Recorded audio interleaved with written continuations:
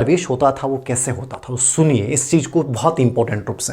देखिए प्राचीन भारत की शिक्षा की जब भी अपन बात करते हैं तो शिक्षा का जो प्रारंभ होता था बच्चे का वो उपनयन संस्कार से होता था। कौन संस्कार से? उपनयन। अब यहाँ से इंपॉर्टेंट पार्ट शुरू हो गया।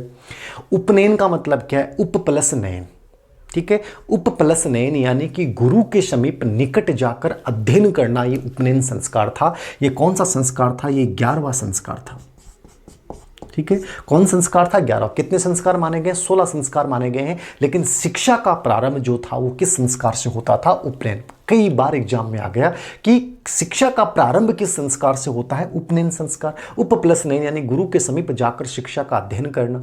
कौन संस्कार है? 11वां संस्कार है। उपनयन संस्कार का संबंध किस आश्रम व्यवस्था से है? तो आपका उत्तर हो जाएगा साहब ब्रह्मचर्य, ठीक है ना। तो ब्रह्मचर्य से इसका जो है वो संबंध हो गया, ब्रह्मचर्य आश्रम से, ठीक है। उपनयन गुरु के समीप जाकर। उपनयन संस्कार की आयु क्या थी, यहां पे चर्चा करनी है। जैसे जैसे ही बच्चे का उपनयन संस्कार होता था वो एक प्रकार से छात्र कहलाता था, ठीक है।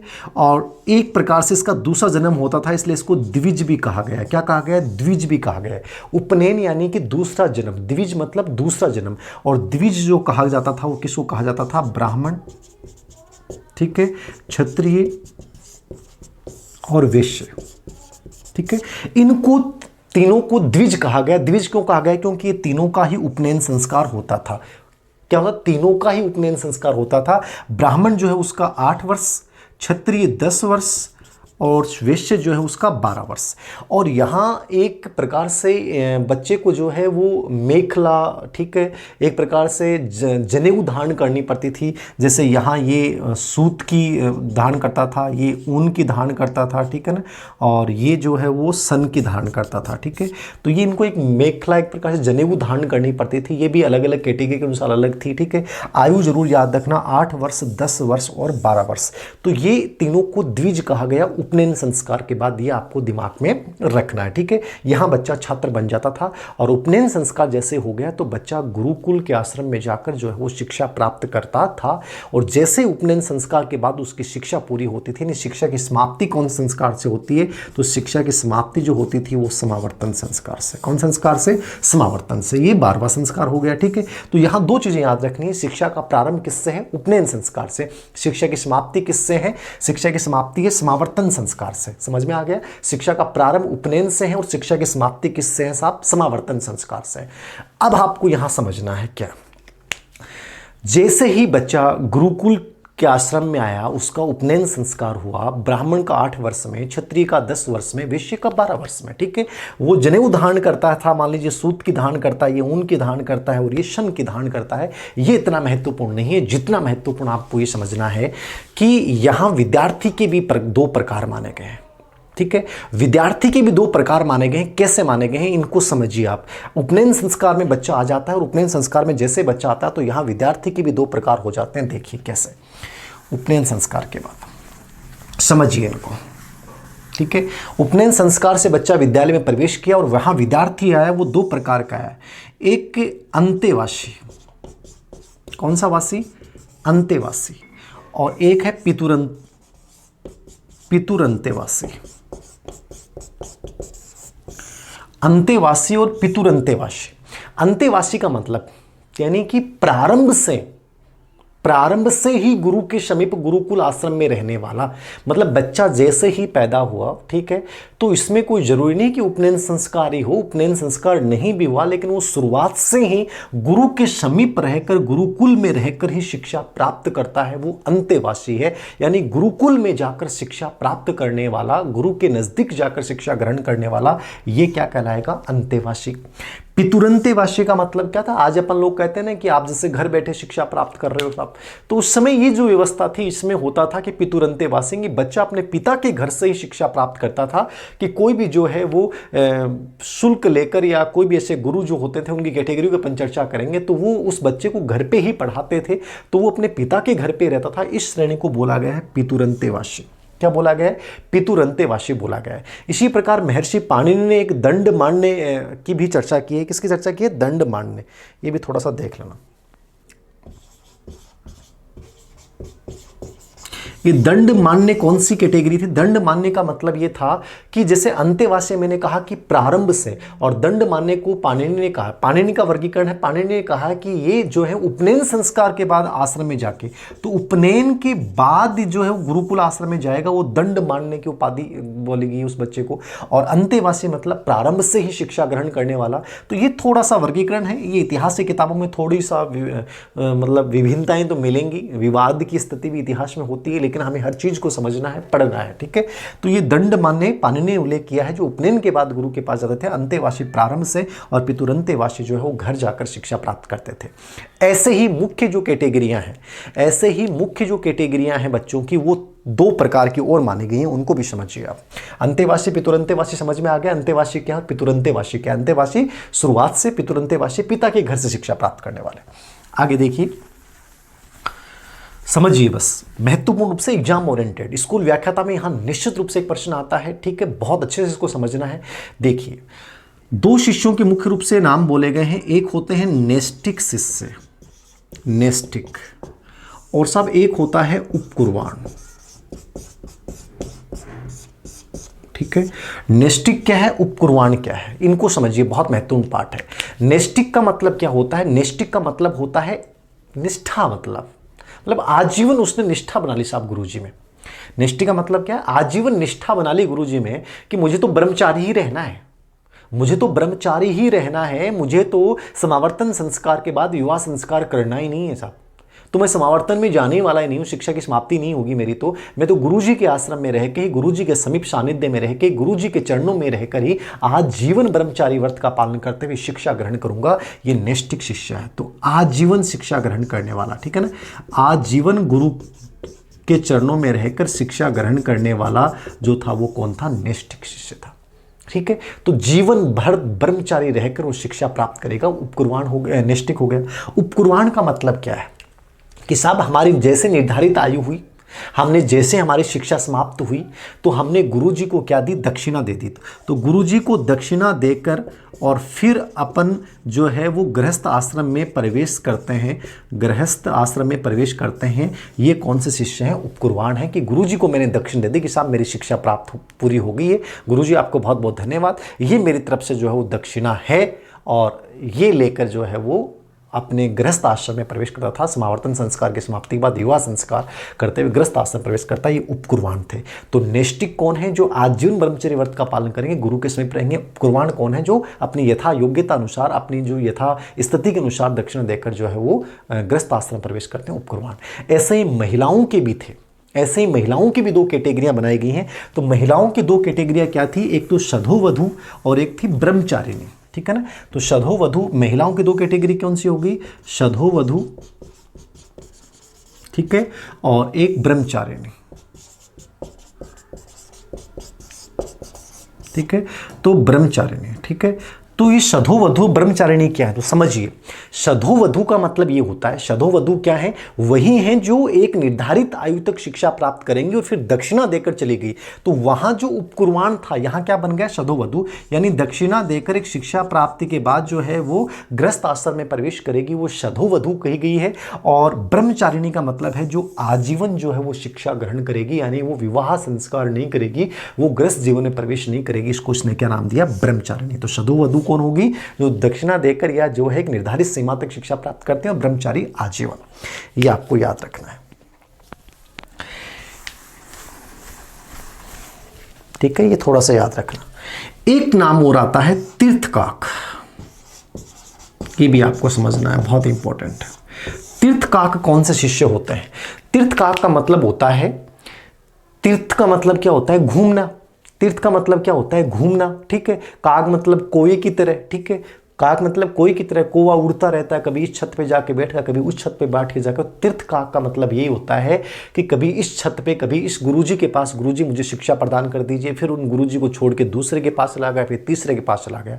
ऐसे शिष्यों को तीर्थ काग कहा जाता था, यानी जो घूमते रहते थे कोई की तरह, इनको नाम दिया गया तीर्थ काग। तो घूमकर अलग अलग गुरुजनों के पास, अलग अलग गुरुजनों के पास शिक्षा प्राप्त करने वाले शिष्य क्या कहलाते थे? तीर्थकाक शिष्य कहलाते थे, ठीक है। तो इनको समझना है तीर्थकाक क्या है, ये तीर्थकाक हो गए। तो ये मुख्य रूप से विद्यार्थियों की अलग अलग कैटेगरियाँ थी। इसके बाद हम जब नालंदा विश्वविद्यालय पढ़ेंगे, तक्षशिला विश्वविद्यालय पढ़ेंगे, विश्वविद्यालयों की व्यवस्थाएं पढ़ेंगे, तो वहाँ भी अपन नालंदा विश्वविद्यालय में भी एक आचार्य भोगदायिक क्या होता है, ठीक है, दमंतेवासी क्या होता है, वो अलग, वो वहाँ उस विश्वविद्यालय की विषय व्यवस्था थी, वहाँ अपन चर्चा करेंगे। तो ये तो विद्यार्थियों की स्पेशली कैटेगरियाँ थी। इसमें आपको नैष्ठिक, उपकुर्वाण, सधोवधु, ब्रह्मचारिणी और तीर्थकाक ये जरूर याद रखना है। अंतेवासी भी आप देख सकते हैं, पितुरंतेवासी भी आप देख सकते हैं। दंड मानने का आज तक कोई प्रश्न नहीं आया है, पाणिनि ने स्पेशली उसका उल्लेख किया है, तो आप इनको देख सकते हैं, ठीक है। अब अपन चर्चा करेंगे जैसे ही उपनयन संस्कार में, ये तो विद्यार्थियों की अपनी चर्चा कर ली, ये तो विद्यार्थी सिस्टम था वहाँ का, ठीक है। अब विद्यार्थियों के साथ साथ वहाँ गुरुजनों की भी कुछ व्यवस्थाएं थी। तो गुरुजन के क्या क्या नाम थे वो भी आप देख लें थोड़ा सा। गुरुजन क्या थे साहब, तो गुरुजन को समझिए। तो गुरु जो व्यवस्था थी उनमें सबसे ऊपर जो थी गुरुकुल आश्रम हो गए, आश्रम प्रणाली होगी, ठीक है, जिसको अपन वैदिक काल में चरण जिसको नाम दे दिया गया, ठीक है। आगे बौद्ध काल में अपन मठ विहार वो बन जाएंगे, ठीक है। अब वर्तमान में विद्यालय और महाविद्यालय अपन जिसको बोल देंगे। तो सबसे ऊपर जो होता था वो था आचार्य, ठीक है, आचार्य। सबसे ऊपर आचार्य होता था। आचार्य सबसे महत्वपूर्ण होता है, जिसको अपन कॉलेज एजुकेशन में बोलते हैं ना, प्रोफेसर एक प्रकार से। तो वो एक प्रकार से प्रोफेसर वाली स्थिति थी कि सबसे उच्चतम जो पद है वो आचार्य पूरी व्यवस्था का था, पूरे गुरुकुल आश्रम प्रणाली का पूरा प्रबंधक था ये, ठीक है। और विद्यार्थियों को जो स्नातक की उपाधि देता था वो प्रमाणित ही करता था। एक परिषद भी होती थी, जैसे कि उपनिषदों में अपन पांचाल परिषद का अपने को उल्लेख मिलता है, लेकिन वो परिषद के ऊपर भी जो होता था वो ये आचार्य था। मतलब प्रमाणित अंतिम रूप से ही करता था, चाहे बच्चा उस परिषद के सामने असफल हो जाए, सफल हो जाए, लेकिन इनकी जो बात थी उसका वेटेज था। तो ये आचार्य थे सबसे ऊपर, ठीक है। आचार्य के नीचे जो होता था वो उपाध्याय बोला गया है। क्या बोला गया है? उपाध्याय। इनका भी वर्गीकरण अलग अलग माना गया है। तो आचार्य के अधीन रहता था उपाध्याय, लेकिन उपाध्याय की विशेषता क्या? आचार्य तो वेद, उपनिषद, कल्प ये सब पढ़ाते थे, ठीक है ना। ये तो सर्वोच्च है, ये तो क्या है? सर्वोच्च है। तो सब कुछ पढ़ाते हैं, वेद हैं, उपनिषद हैं, ये तो सब पढ़ाएंगे साहब, ठीक है ना।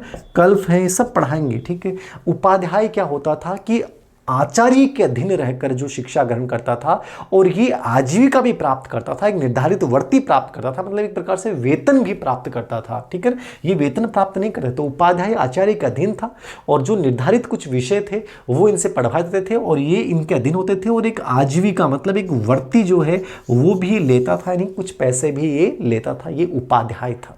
ये क्या था? उपाध्याय था। ऐसे एक शब्द आता है उपाध्याय के बाद, प्रवक्ता, व्याख्याता। प्रवक्ता कौन होते थे? प्रवक्ता का मतलब ये था कि जो एक प्रकार से साहित्य विषयों की शिक्षा देते थे। कौन से विषय? साहित्य विषय। ये साहित्य पढ़ाते थे। तो लिटरेचर का जो ज्ञान प्राप्त करते थे उनको क्या बोला गया था? प्रवक्ता बोला गया है, ठीक है। इसी प्रकार एक शब्द आता है प्रवक्ता के बाद, गुरु। गुरु कौन थे? गुरु का मतलब ये था कि जो गृहस्थ आश्रम में रहकर, जो गृहस्थ आश्रम का पालन करते हुए जो शिक्षा प्रदान करते थे उनको प्राचीन काल में क्या नाम दिया गया? गुरु। तो गृहस्थ आश्रम में रहकर, ठीक है ना, तो गृहस्थ जीवन का यानी गृहस्थ जीवन का पालन करते हुए जो शिक्षा प्रदान करते थे उनको गुरु बोला गया, ठीक है। इसी प्रकार एक शब्द आता है गुरु के बाद जो आता है वो आता है एक श्रोत्रिय, ठीक है ना। श्रोत्रिय कौन थे? तो श्रोत्रिय का मतलब था, श्रोत्रिय मतलब इसको बोलते हैं जो कि वेदों को कंठस्थ करके पढ़ाते थे। वेदों की एक विशेष शाखा जिसको वो कंठस्थ करके पढ़ाते थे, श्रोत्रिय बोला गया, ठीक है ना। तो वेदों को कंठस्थ करके, किसको? वेदों को कंठस्थ करके जो पढ़ाते थे वो क्या कहलाते थे? श्रोत्रिय कहलाते थे। ऐसे एक शब्द आता है अध्यापक। क्या आता है? अध्यापक, ठीक है। अध्यापक कौन थे? अध्यापक जो वैज्ञानिक और लौकिक विषयों का ज्ञान प्राप्त करते थे। कौन से विषयों का? लौकिक और वैज्ञानिक विषय। तो लौकिक और वैज्ञानिक विषय जो पढ़ाते थे, विज्ञान पढ़ाते थे, उनको क्या बोला गया है? अध्यापक बोला गया। लौकिक और विज्ञान विषयों का अध्यापन करने वाले, इनके भी अलग अलग नाम है साहब, ठीक है। घोराध्यापक। घोराध्यापक मतलब जो बहुत कठोर हुए, पिटाई बहुत करें, अनुशासन बहुत पसंद हो, वे घोराध्यापक होते हैं। और ऐसे ही होते हैं एक काष्ठाध्यापक। तो काष्ठाध्यापक, तो घोराध्यापक आप ले सकते हो, ठीक है ना। घोराध्यापक कठोर, ठीक है। काष्ठाध्यापक ये जो होते हैं वो सरल। और अत्याध्यापक, ठीक है, ये रटाने वाले, अत्याध्यापक, अतिध्यापक, जो रटाकर पढ़ाने वाले, तो ये अध्यापकों की भी विशेष कैटेगरियां थी, ठीक है ना। घोरा अध्यापक, काष्ठाध्यापक, अत्याध्यापक, ठीक है। क्षोत्रिय जो वेदों को कंठस्थ करते थे। इसी प्रकार ऋषि किसे कहा गया है? ऋषि जो 4 वेदों का ज्ञान प्राप्त करवाते थे वो ऋषि कहा गए हैं। इसी प्रकार एक शब्द ऋत्विक आता है। क्या आता है? ऋत्विक। ऋत्विक का मतलब ये था, ऋत्विक वो गुरु होते थे जो यज्ञों का अनुष्ठान करते थे। तो यज्ञों के अनुष्ठान संबंधी क्रियाओं के माध्यम से जो बच्चों को पढ़ाते थे वो ये क्या थे? ऋत्विक कहलाते थे। यज्ञों का अनुष्ठान करवाने वाले, ठीक है ना। तो यज्ञों का अनुष्ठान करने वाले क्या कहलाते हैं? ऋत्विक कहलाते थे। तो ये गुरुजनों की विभिन्न प्रकार की उपाधियां थी। अलग अलग लोगों ने अलग अलग उपाधि के, लेकिन आचार्य सर्वोच्च था, याद रखना। उपाध्याय जो आजीविका जीविका व्रत करता था, ग्रहण करता था।